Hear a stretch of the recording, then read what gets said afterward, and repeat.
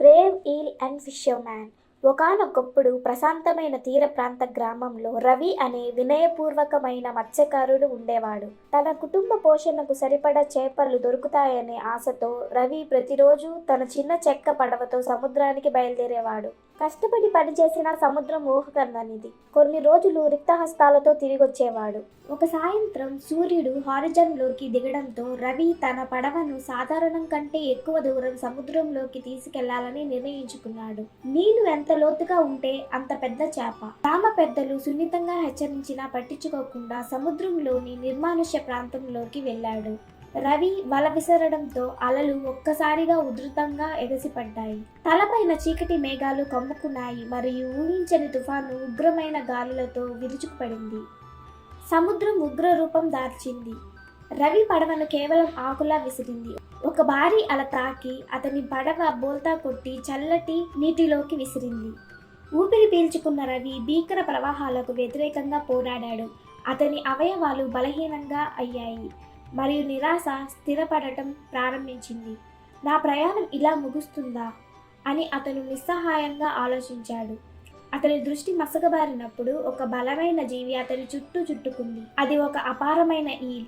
అతను ఇంతకు ముందెన్నడూ చూడనిది. ఈల్ రవి చేతుల కింద చుట్టుకొని అతని తల నీటిపైన ఉంచడానికి తగినంత మద్దతును అందించింది. నెమ్మదిగా కానీ స్థిరమైన కదలికతో అది రవిని ఒడ్డు వైపు నడిపించింది. మత్స్యకారుడు అలసిపోయినప్పటికీ తన చివరి ఆశను అంటిపెట్టుకుని రహస్యమైన దారిన తీసుకువెళ్ళబడ్డాడు. గంటలలాగా అనిపించిన తర్వాత రవి చివరకు తన పాదాల కింద ఇసుక అడుగున ఉన్నట్టుగా భావించాడు. సముద్రపు నీటిని ఉమ్మివేస్తూ అతను ఒడ్డుపై కుప్పకూలిపోయాడు. తన పక్కనే ఉన్న ఈల్ దాని తోకను విదిలించింది. అలల్లోకి వెనక్కి వెళ్లడం ప్రారంభించింది. అది కనుమరుగయ్యే ముందు రవి, ధన్యవాదాలు, మీరు నా ప్రాణాన్ని రక్షించారు అని అన్నాడు. అంగీకరించినట్లుగా ఈల్ తన తలని కొద్దిగా పైకి లేపింది మరియు తర్వాత సముద్రపు లోతుల్లోకి అదృశ్యమైంది. రవి తన గ్రామానికి తిరిగి వచ్చినప్పుడు అతను రాత్రికి రాత్రే లెజెండ్ అయ్యాడు. అతను తన కథను వివరిస్తుంటే గ్రామస్తులు సంభ్రమాశ్చర్యాలతో విన్నారు.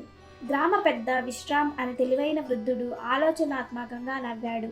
సముద్రం తన ఉగ్రత మరియు దయ రెండింటినీ చూపించే మార్గాలను కలిగి ఉంది. ఈ ఈల్ ఒక సాధారణ జీవి కంటే ఎక్కువ. ఆ రోజు నుండి రవికి సముద్రంతో గాఢమైన బంధం ఏర్పడింది. అతను ఇకపై దానిని కేవలం పని ప్రదేశంగా చూడలేదు, కానీ రహస్యాలు మరియు జ్ఞానంతో నిండిన ఒక జీవిగా చూశాడు. అతను తన తోటి మత్స్యకారులతో జలాల పట్ల తనకున్న కొత్త గౌరవాన్ని పంచుకుంటానని ప్రతిజ్ఞ చేశాడు. వారిని నిలకడగా చేపలు పట్టాలని మరియు సముద్రం యొక్క బహుమతులను గౌరవించాలని కోరాడు.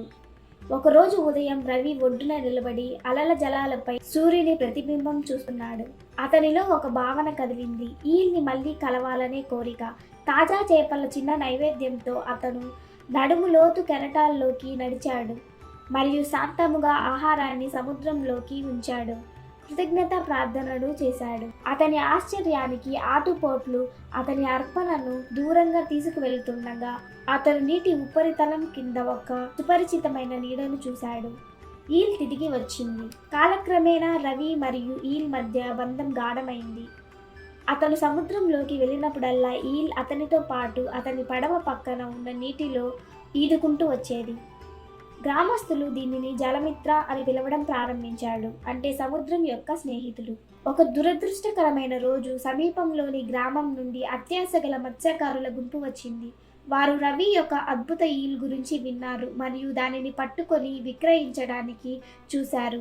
పెద్ద పెద్ద వలలు, ఉచ్చులు ఉపయోగించి జలమిత్రను పట్టుకునేందుకు బయలుదేరారు.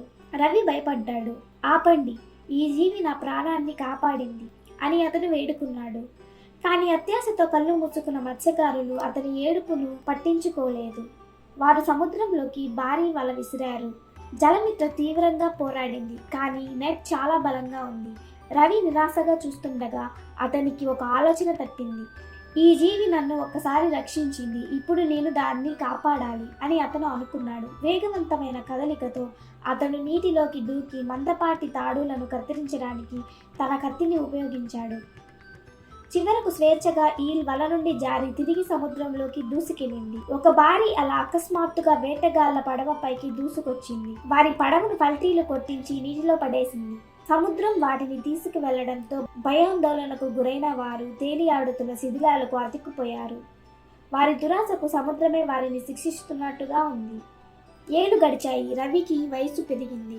అతను ఇకపై చేపలు పట్టనప్పటికీ అతను ప్రతిరోజు ఉదయం ఒడ్డును సందర్శించడం కొనసాగించాడు. తన కృతజ్ఞతను తెలుపుకునేవాడు. జలమిత్ర యొక్క పురాణం గ్రామం యొక్క అత్యంత ప్రతిష్టాత్మకమైన కథలలో ఒకటిగా మారింది.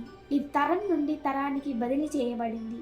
నేటికి ఒక మత్స్యకారుడు సముద్రం పట్ల దయ మరియు గౌరవం చూపిస్తే అలల కింద ఒక జీవి నీడ కనిపిస్తుంది. అది ఒక నిశ్శబ్ద రక్షకుడు.